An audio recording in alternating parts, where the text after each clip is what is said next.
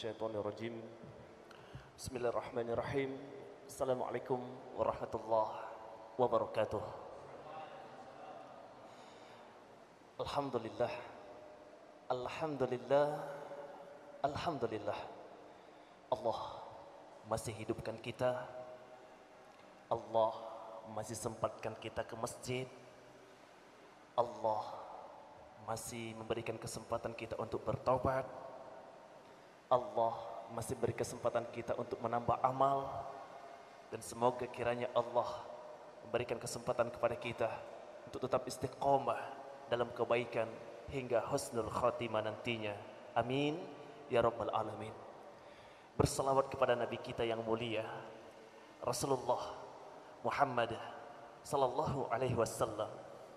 Allahumma salli ala Muhammad wa ala ali Muhammad kama sallaita ala Ibrahim wa ala ali Ibrahim wa barik ala Muhammad wa ala ali Muhammad kama barakta ala Ibrahim wa ala ali Ibrahim innaka Hamidum Majid. Bapak-bapak, ibu-ibu, terkhusus kepada anak muda sekalian yang Allah muliakan, kita langsung saja karena waktu kita sangat sedikit sekali, sekitar 15 menit lagi Isya akan masuk sepertinya. Maka kita akan mengambil hikmah dari perjalanan Rasulullah, peristiwa besar, mukjizat besar Isra wal Mi'raj Muhammad sallallahu alaihi wasallam. Allah berfirman dalam Al-Quran surah ke-17 Al-Isra ayat yang pertama. A'udzu billahi minasyaitonir rajim. Bismillahirrahmanirrahim. Subhanalladzi asra bi 'abdihi lailam minal masjidil harami ilal masjidil aqsa barakna haula linuriyahu min ayatina innahu huwas samiul basir. Teman-teman sekalian yang Allah muliakan, peristiwa Isra wal Mi'raj ini mengajarkan kepada kita banyak hal. Yang pertama, peristiwa Isra wal Mi'raj ini mengajarkan kepada kita agar kita betul-betul meyakini, agar kita betul-betul beriman kepada Allah Subhanahu wa taala. Saat pertama kali diberitakan tentang ayat Isra wal Mi'raj, maka orang kafir pertama-tama tertawa, apalagi Abu Jahal. Hahaha, ini senjata untuk menjatuhkan Muhammad. Muhammad semakin tak waras, Muhammad semakin gila, Muhammad semakin sedeng.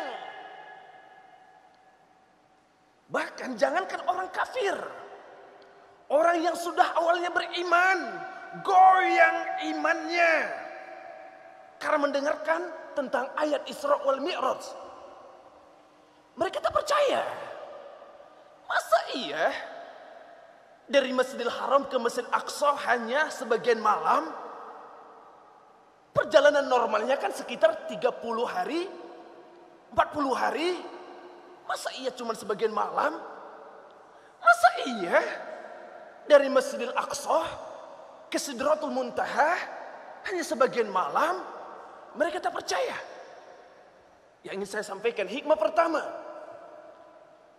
peristiwa Isra wal Mi'raj menguji keimanan kita, bahwa kita harus beriman kepada ayat-ayat Allah. Tidak ada keraguan sedikit pun. Bahkan tidak boleh 99%. Wajib 100%. Dari ayat pertama sampai ayat yang terakhir.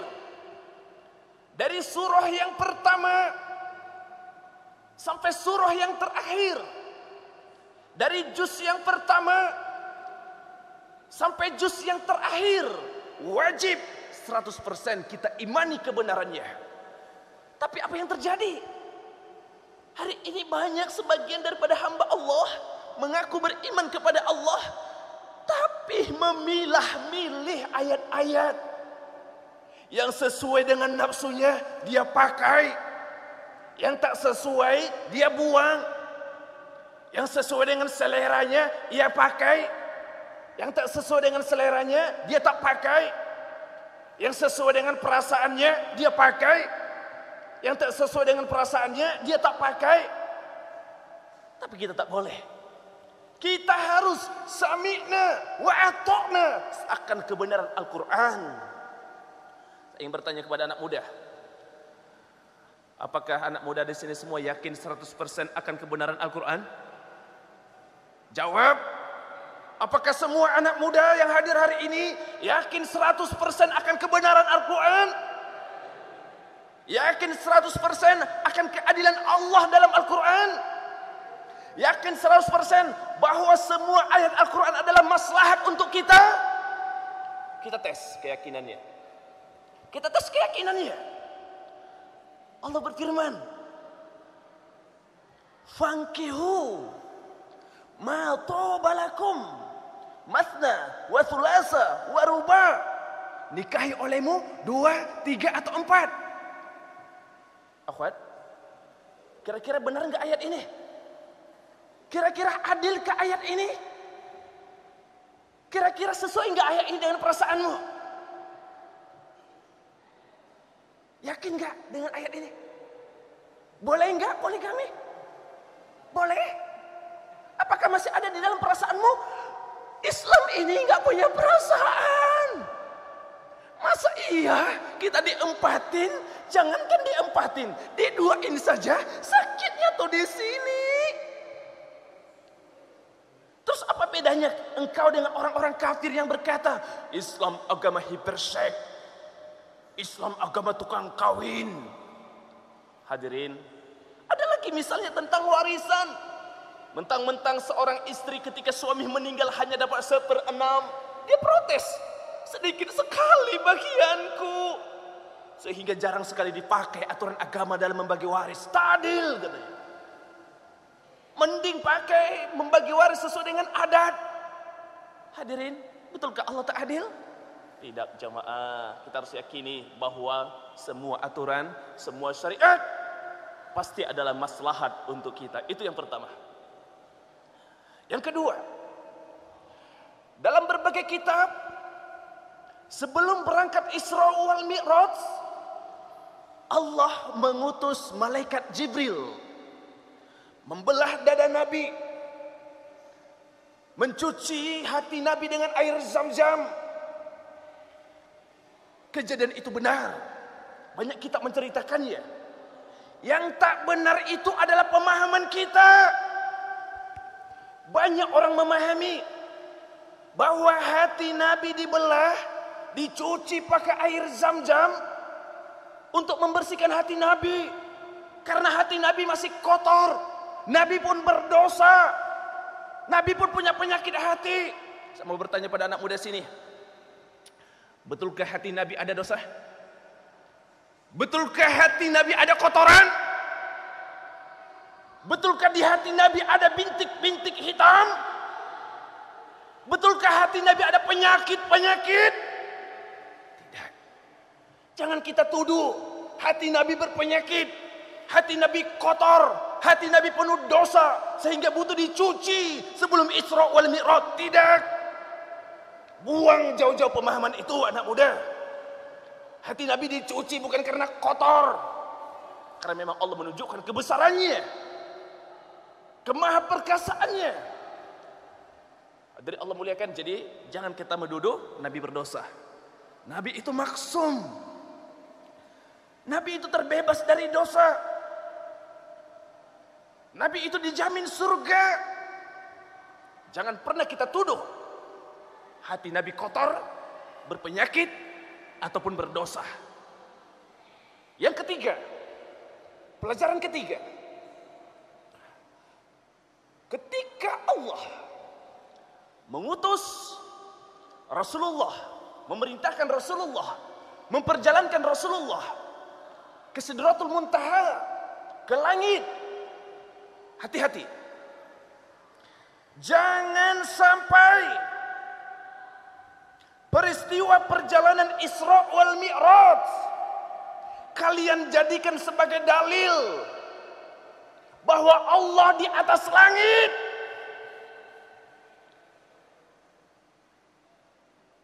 Allah tak butuh langit untuk tinggal. Allah tidak bersemayam di atas langit. Sebagian orang mengatakan Allah itu di langit. Dalilnya adalah perjalanan Isra wal Mi'raj. Nabi Muhammad bertemu dengan Allah di langit. Jamaah, kita ini adalah akidah Ahlussunnah wal Jamaah, manhaj Abul Hasan Al-Asy'ari Al-Maturidi yang meyakini Allah itu wujud tanpa tempat. Allah ada tapi tidak membutuhkan tempat. Karena Allah yang menciptakan tempat. Allah tak butuh langit untuk tempat tinggal. Karena Allah yang menciptakan langit. Terus perjalanan Rasulullah ke langit untuk apa? Apakah bertemu dengan bertemu dengan Allah? Sudah jelas di ayat yang kita baca tadi. Bahwa perjalanan Isra wal Mi'raj linuriyahu min ayatina. Allah hendak menunjukkan sebagian dari kebesaran-kebesaran Allah yang ada di atas langit. Yang naik turun itu bukan Allah, tapi Rasul. Naik ke langit Sidratul Muntaha, turun lagi untuk mengurangi perintah salat yang awalnya 50. Berarti Allah di langit dong. Yang naik turun itu bukan Allah, tapi Rasul. Yang ditemui Rasul di langit itu Nabi Adam, Nabi Musa, Nabi Isa, bukan Allah. Jemaah, apakah ketika masjid ini dikatakan rumah Allah, berarti Allah ada di masjid ini? Allah ada di masjid ini? Apakah ketika Ka'bah dikatakan Baitullah, apakah Allah ada di dalam Ka'bah? Apakah ketika Musa berada di Bukit Tursinah, apakah Allah berada di Bukit Tursinah itu? Demi Allah, Allah tak butuh tempat. Al-Hadid ayat yang keempat. Wa huwa ma'akum aynama kuntum. Allah bersamamu di mana saja engkau berada. Wasi'a kursiyuhus samawati wal ard. Kerajaan Allah itu meliputi langit dan bumi. Jemaah, kerajaan Allah itu meliputi langit dan bumi. Ustaz, kan ada dalil. Ar-Rahmanu 'alal arsy istawa. Allah itu duduk di arsy.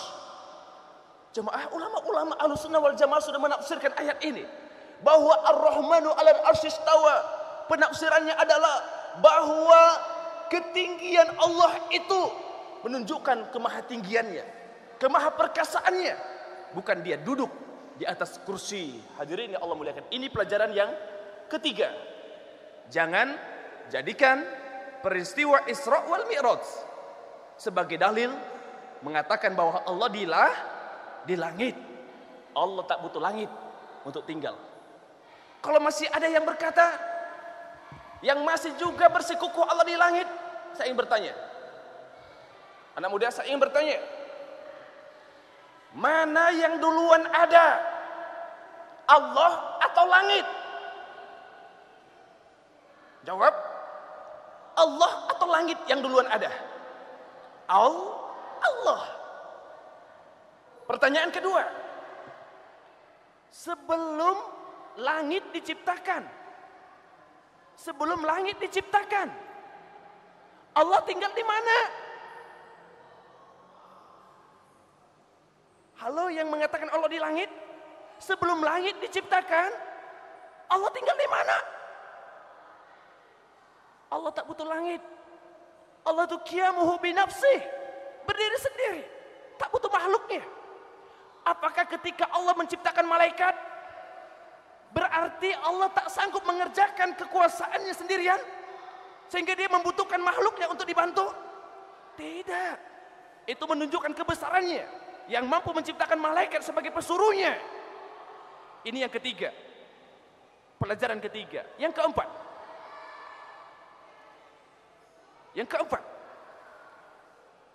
Itu anak-anak ngaji ya? Ya. Kalau bisa kita amankan sedikit ya ustadznya. Yang keempat, saya tidak bahas tentang masjid karena memang perjalanan Rasulullah dari Masjidil Haram ke Masjidil Aqsa, kemudian ke Sidratul Muntaha. Saya hendak menghantarkan agar nanti dilanjutkan oleh ustadz kita. Kenapa Allah memperjalankan Nabi Muhammad dari Masjidil Haram ke Masjidil Aqsa, kemudian ke Sidratul Muntaha? Saya ingin bertanya, anak muda jawab. Apakah Allah tak mampu memperjalankan Nabi dari Masjidil Haram saja langsung ke langit? Kira-kira bisa? Bisa. Apakah tak bisa Allah mengangkat Rasulullah dari rumahnya ke langit? Bisa. Tapi kenapa harus dari Masjidil Haram ke Masjidil Aqsa dulu, baru ke langit? Kenapa harus dari masjid ke masjid dulu, baru memenuhi perintah Allah?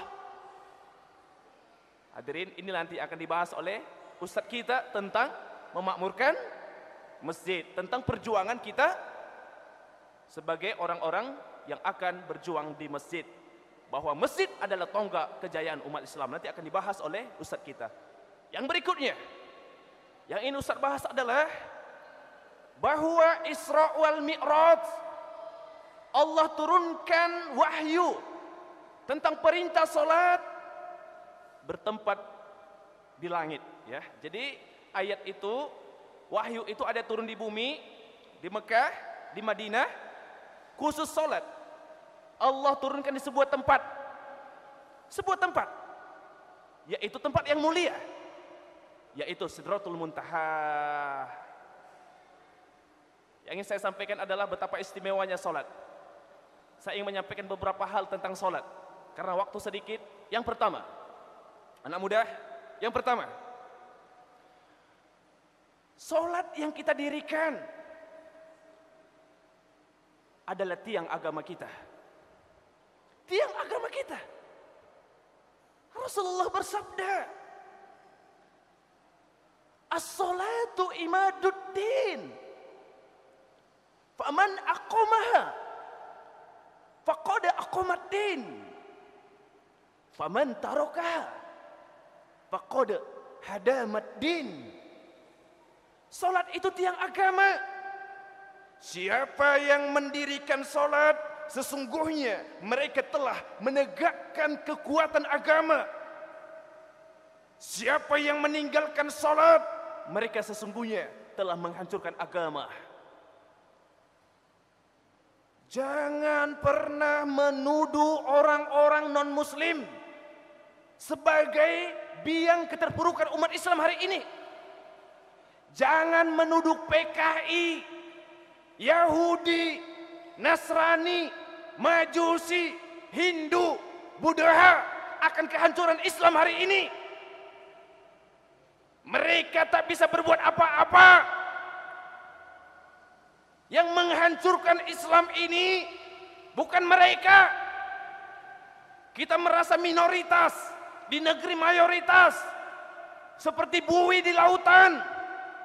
200 juta jumlah umat Islam Indonesia, tapi lemah, dipersekusi seperti buih di lautan. Kenapa bisa seperti ini? Penyebabnya adalah tiang agama kita tidak tegakkan dengan baik. Banyak di antara kita yang menghancurkan Islam. Anak muda, siapa yang menghancurkan Islam? Orang Kristen, orang Yahudi, atau kita? Yahudi, Kristen, Majusi, PKI, atau kita? Kita sendirilah yang menghancurkan Islam. Banyak hari ini anak-anak SMP, anak SMA, anak kuliah, mahasiswa yang menyepelekan salat, yang meninggalkan salat, yang tak mau salat, yang bolong-bolong salat, yang salat hanya Jumat, yang salat hanya Lebaran. Inilah penghancur Islam.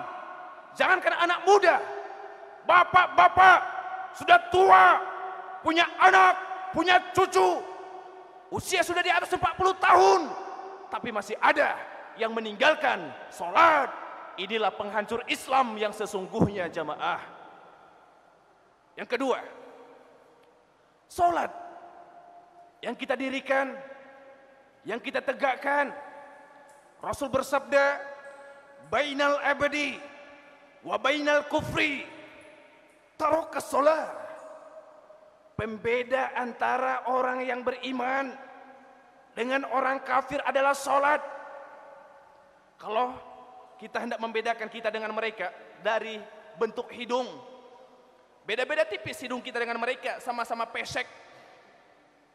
Kalau dilihat perbedaan kita dari mereka dari warna kulit, hampir sama warna kulit kita dengan mereka, sawo matang atau sawo busuk. Kalau dilihat dari tinggi badan, hampir sama tinggi badan kita dengan mereka, semekot.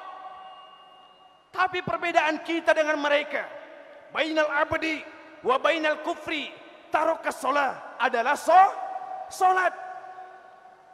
200 juta lebih orang Islam. Saya ingin bertanya, anak muda, saya ingin bertanya, ada enggak orang Islam yang tak sholat? Ada enggak orang yang KTP-nya Islam tapi tak sholat? Mereka lah orang-orang kafir yang sesungguhnya. Ulama sepakat, siapa yang meninggalkan sholat dengan sengaja, tak ada penyesalan di hatinya, kafirlah ia secara nyata. Untuk itu jemaah, mari sama-sama kita tegakkan sholat, karena itulah pembeda kita dengan orang-orang kafir. Banyak sekali yang hendak kita sampaikan, akan tetapi karena keterbatasan waktu, semoga yang sedikit ini bisa menambah wawasan kita dan menambah semangat kita dalam menegakkan sholat. Mudah-mudahan sholat menjadi mi'rajul mu'minin, sebagai mi'raj kita kepada Allah Subhanahu wa ta'ala. Billahi taufik. Assalamualaikum warahmatullahi wabarakatuh. Allahu Akbar.